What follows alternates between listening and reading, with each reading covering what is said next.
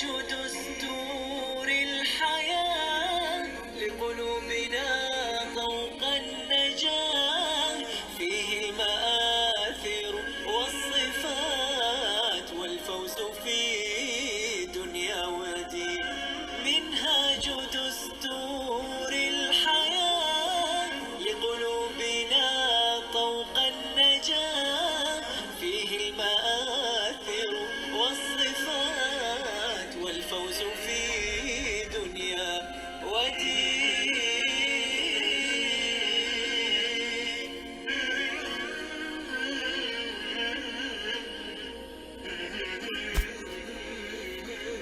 بسم الله الرحمن الرحيم. الحمد لله رب العالمين، وأفضل الصلاة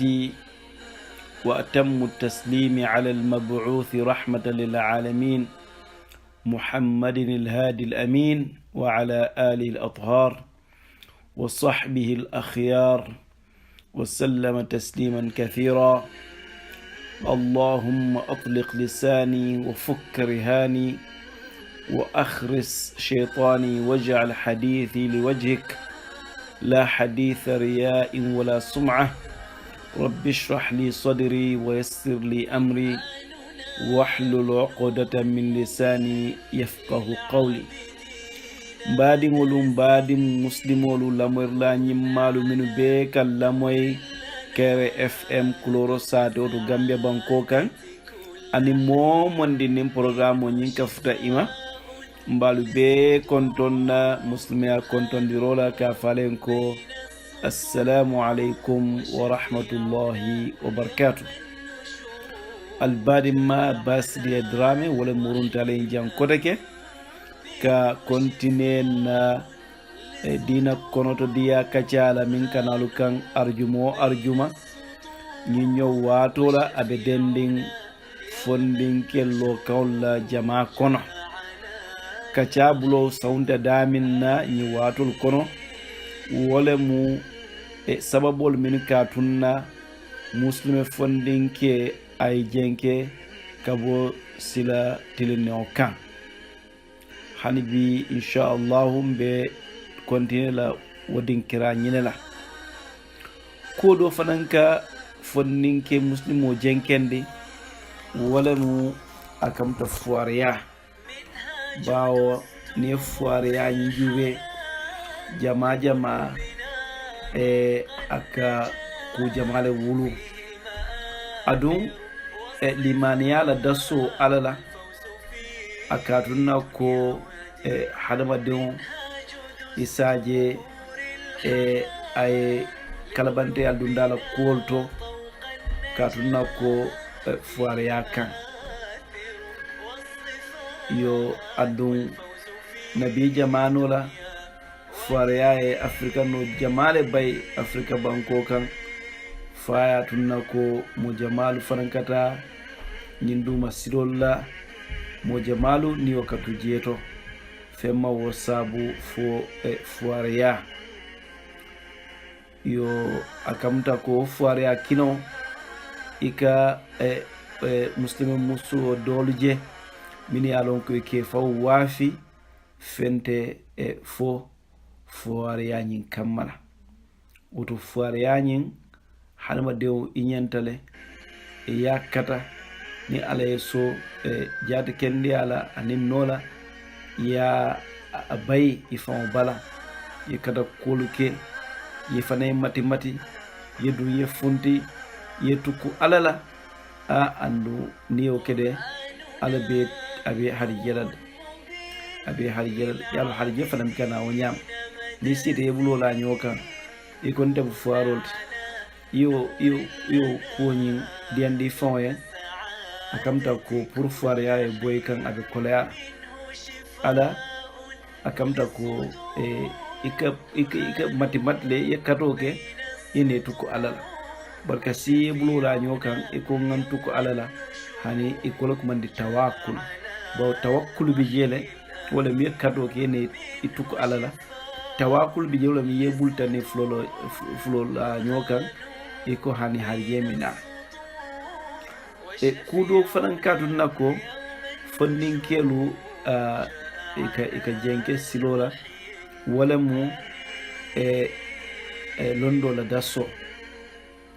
wala jahiliya wala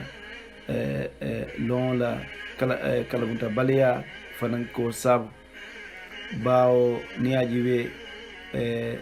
ñinkeda bala fa kubati to womin nakko fonninke jamaya amna ka fo ko na fulo wala ko bet wo kammala ina fulo yole tambindi londola andum niyaji we londi yino ate wato sotolde na fulino ma wati soto hakkilo la bete yala barako watile be wala ni wotambite kunna ni ko be londo dundla ka kolaya yo woto watu nafanan mo jama bije isata fonninke ay jenkes la tilende wala fente folombalea andum ni jamano kono jube bi wasiyata hane arabul fon kono ese fonninkeje ay min londino kono o dasata baki walla o doyata o kañanta baki yo ise moje hani salo fo na dan anyanda jola nyamin na amalon sujudu sahaw qabla ni ba'da amalon sun modul kamera ka fo maslan fe nin ite ibe sundin o sun kono la janaba kunate soto maslan fe mari be sinore sibota janaba ko soto do kamera sun tinyata sun mantinya wala mun o sabu londo la dasso wato londo mu kuma balde sako ite mari wala dino ka wolon kuma ta bakel ha dino lon o mu farlo de muslimo be kan ila batote sahayan wala londo minna o londo puri o lo mu farlo de nyanta lon nale ila saljimo do kul nyanta kele nyaadile o me kunna farlo de puri yalon ila seniya kul nyanta kele nyaadile o mu farlo de yalon ila salo nyanta bete yala nyaadile mune nyanta tinyala mune ma tunkunti mune ma sunna kolti nyanta lon nale sumo nyanta lon nala kitiyolo nyanta lon nale ma foya belon bari kuku malu ni alon ko ka son dada e ka tinya wala kol mi alon ke manke kastini mari be sunde ul be mu kulle de mi alon ko mari nyanta lon jako jallamu nyanta lon nala maslan fe modo je ni ko en ko jako ni nyanta jelle bondila asafe malo isa asafe ko malo bari iko nangam ni atala tan nantem ko mi iko 1000 over 40 jako be fundila iko keme yatala tan nantema jako nangamo be fundila wala 2.5% ube mu kulde mi yalon ko hadama do nyantale yalo gatigi mala mi jako nyanta bon ha ni sabo mu jellati konti jellam ni maslan fe la jakko futato mo yenta jakko bondila ka salaire ni soto fo jakko boto la ban fo jakko man trawoto ba be mu kulle dimi alon ko halma do yenta lon hejo ila hejo den ikam moje akonta ta hejo la amma lon mun mu hejo la sartolti amma lon mun mu hejo la tunkonti maslan fe be mu kulleti minalon ko halma do nyantale yalo to londo ka wosodo bro ka wosodo ila dino do o kumata baake o to fondinke nyantale ay wol kul bondi nyoto namol bo nyoto dron isaje fondinke afanan ajen keta kulla yo kudo biye mi yalon ko ay fondinke jama batandi ay la jen ko sabu wala mu drogo wala min sirafin ma yo nin ko sirafin la karola mo kalte fulala bije wo karola do bije adete sirafin mala bar hadum mo kam na fulola isaje ayke drog wa filati sirafin wa filati asina hadamadiyala asina daji kola to min na ko na fulo damma wala yate hati drogo be tiñaro min kela o man kala sula kuti o man kala hamme kuti o bije mo sifa flanja mi alon ko ate fonle ka drogo nyimma sira fion ma andum ni ala jube subhanahu wa ta'ala ay hadama dewon anemata ma hakkilola nin hadama dewon ita muslimoti inyande o hakkilo nyi ya tamande ku kudo mi alon ko abina fala mimbe ko ka qur'ano tanka aninka kila la sunno kolu ko tanka ke fahamiya aninka dino fasa a o hakkilo fanan isa tamande pour ka mol temo nyinyandi bari nyinketa bala fa bati ise muslime fondin keje sira fion aba kam birin dogo to ban fo dolo nyoto isaje hakkilo nyin aya tinya a dundi kudo mi alon ko Allahu ta'ala man la fal woto drogo fanan keta albala kubalti na jamano kono yo nsem fanyini gadum munaka sabu fondinke akata yin sira ma dolbi je kumba baleya ika kumpa ko miskareto be nyami dinno nani dolbi ta ka ika sereto saba isa ja fadan ko bitum mbodo nga teste wala modolu ya marse afondin kenyo boy yimbe ka fenke mola yin try draw ya try dum kina lum fulanyo eto fol ba fulan ko nsuela ha fola to isa ja mario ena kesika sabalati yo sira fion fanan bo nyama dolbi je isaji kumpa baleya kamma isa fo kumba to fananga drogo nyimma nga jube aka kenya dile atra ko mario timirala ning awo drogo ma omina mne sabula aye yo dolbi je isa fo ngonte hamme kul sirran kunu fatam beta mbadu nga drogo min ngama isaje nkanyina amario ni ajibe mun ko sabu nga pointo mi tandinu ndambita tompo minna wala minde ko lombaleya aka mobla ko bela yo akamta ko namario alon alonta namario kida lon moti mi alon ko ay lon soto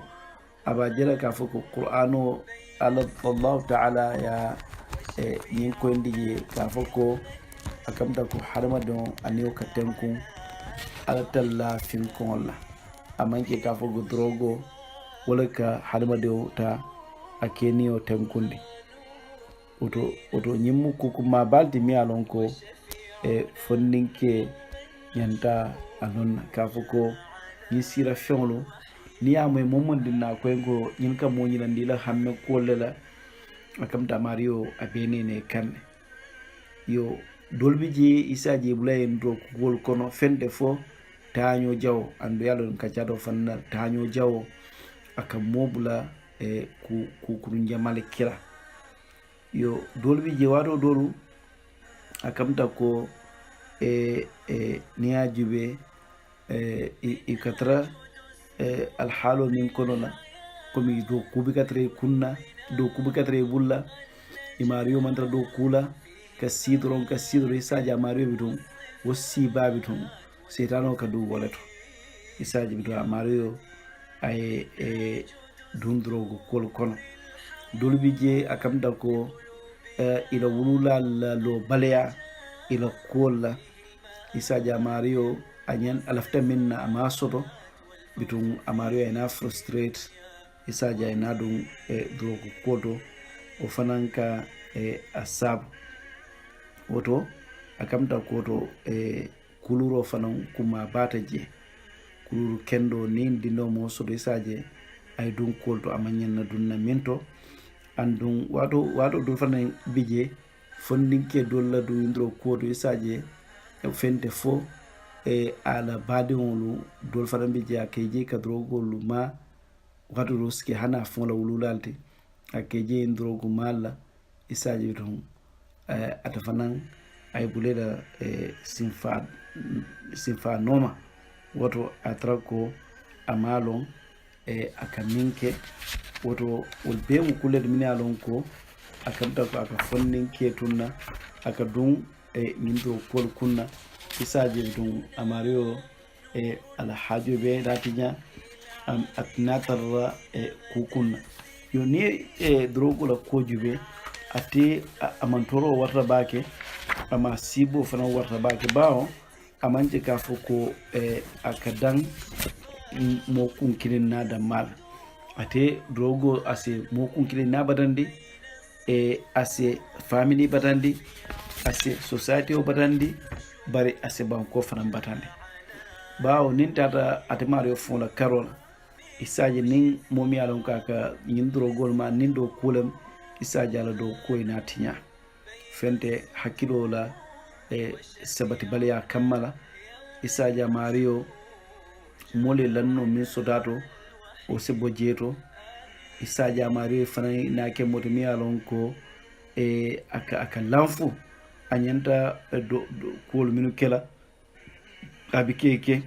isa mario je biya ko ay tra contendre soma ay tra sunure yo isa ta ko badiya jo kolu ati day na bo kolu beto society o nyin kono yo annon mbengalon ne drogo fana momin damma ka fa akoto asiata yo family la karola akam na ne family ju muslimi ato dino yinto wala halmadiya fonto family wala mu bere kummadi society o nyin konora akamta ko nin ate betiyata dron isaje society o betiyata nin family tinyata dron isaje akamta ko society o tinya oto society o nyin anin family la ko be nyo balale family nin mobe kunna mi alon ko aka nyisira filma isaje ay badandi hani sotola karola bawbidum ila soto filmi anon ko nyanta duna baluwo kol kunna nin ku kota wol karam kol kunna isaje o kata ni purka ni mario ka jara o sifalte daji ko fonna karola isaje akamta ko ase ke kudimi alon ko bawbidum drogu mala itna lonna o mario abe munne ko kela yo drogo koteke akamta ko society o aka society o fonta aka batande bawbidum isaje tinyaro wara society o kono ñin criminal ya kolu wala ñin bandi ya kolu wala fana sia society o kolla fembi ko sabu fo droguma oto akamta ko oto akake wajibu waldi mo be kan anin society o kan ka drogu kolu ka kolu kele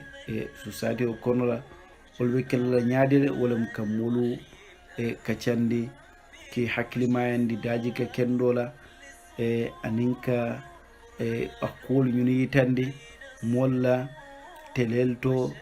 radiol to akamta ko anin filmol to ñin be mu kulade min alon ko kumata bake pour ka molu kalamutandi ki fahamyandi drogola ala denjala society o kan ala mantorola mo kunkilin nalen anin society o kan anin family o kan yo kuɗoɓe je mi alon ko akkumata baki pour ka yitandiro kala wala mo yinti ko fonninki e doluka jenke fente fo jamani labon la kolu kenya kammala yo anin mo si wato sudo bara si ati wato nyin ata tamande kula maslan fe nin lifu babe kere isaji fonnin ke karsaba be babulla anyanta min sudo lifora o karsaba bo kala nyaadile idolbi yeso ke o karsabo beke tulungoti kata dondulal to kata bula ñajadulal to tentaren anin ka tu yayinna kense woñama imario hamme ta amariola fonninke dolu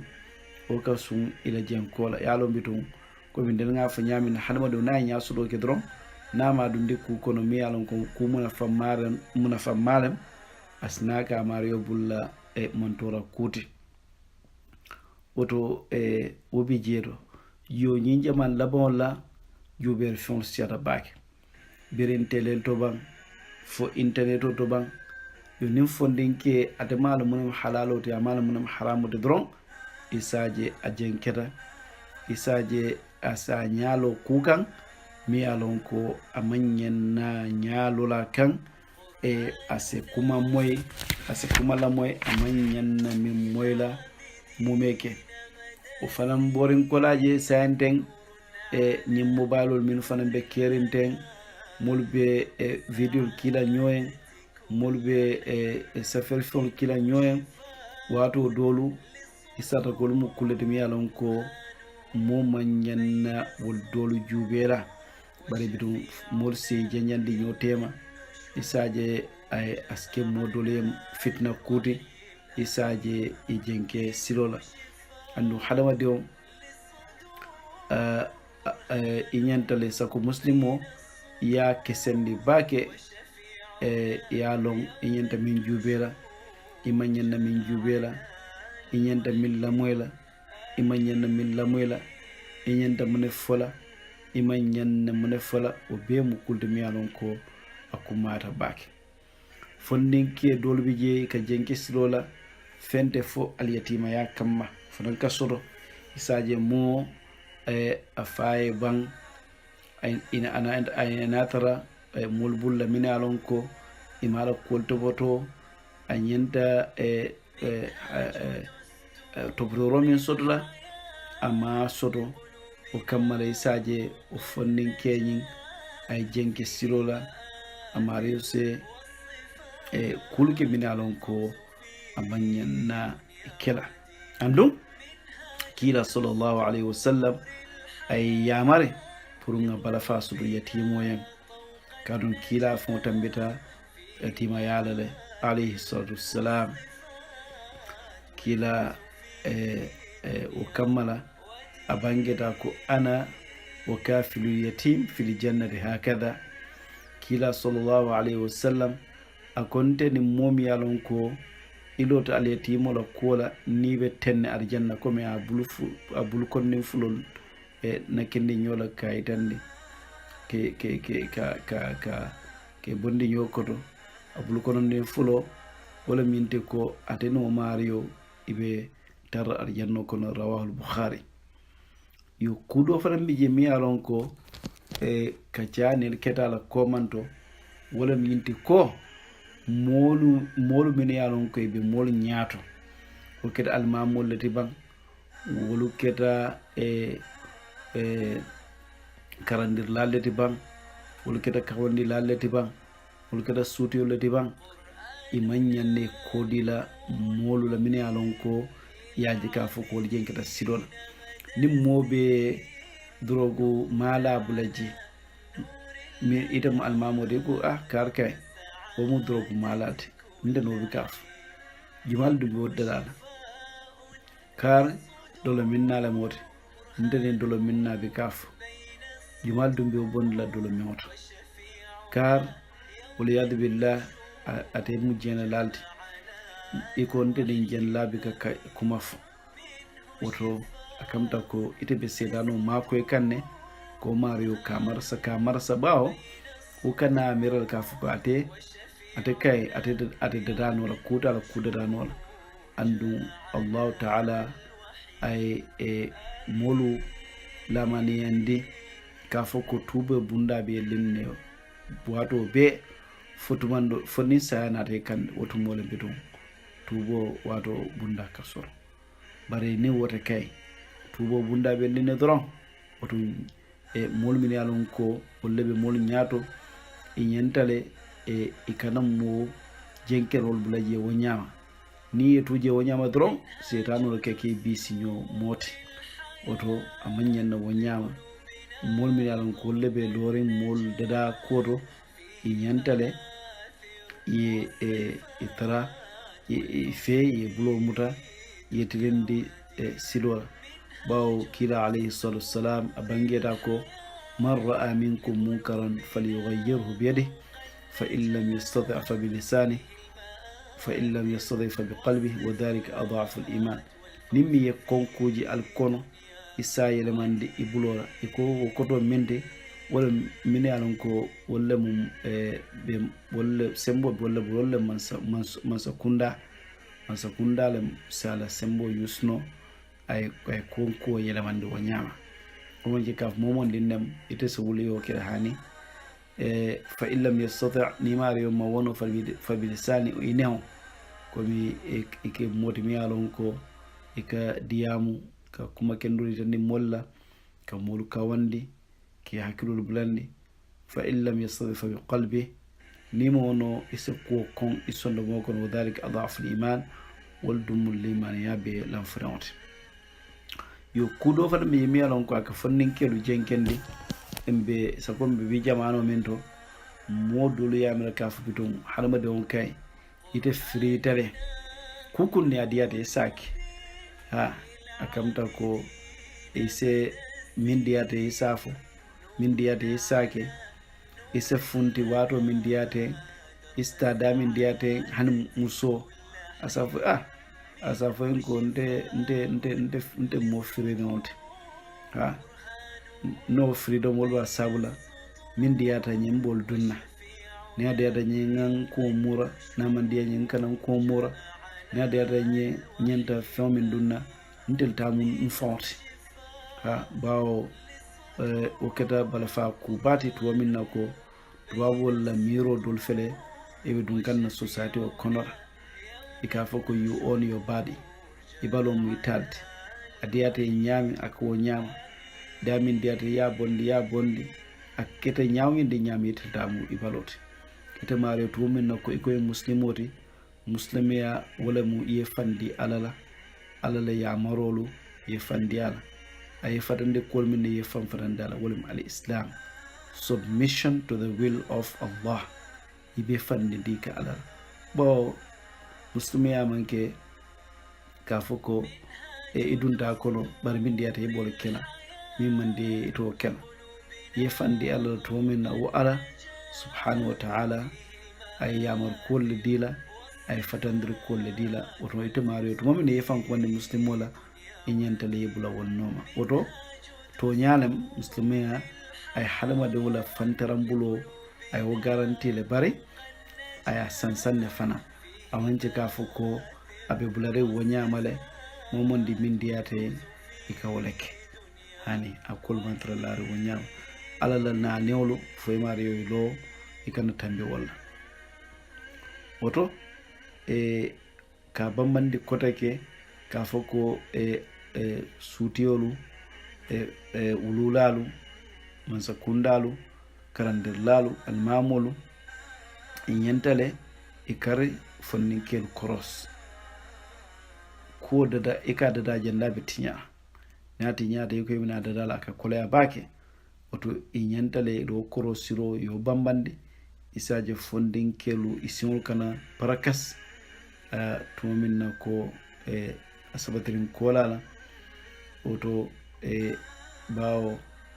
akamta ko daji ko sabatinde ka bambandi fondinkel kono o mukkulti miyalon ko akumma yata bake